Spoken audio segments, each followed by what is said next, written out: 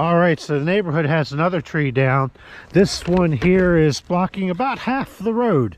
You can see it's sticking out over. This is over 24 hours ago this happened, but no one's out here to clean it up yet. So here we go. All right.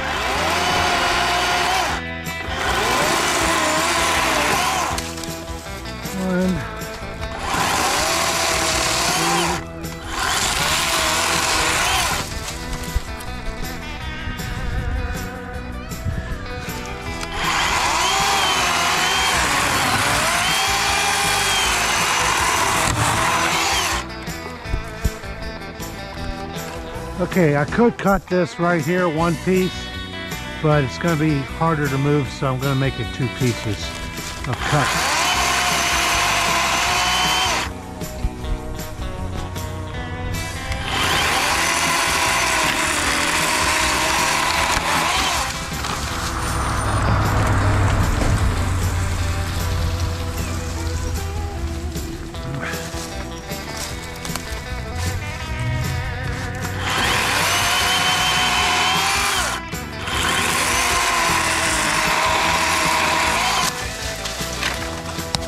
Two very boring minutes later.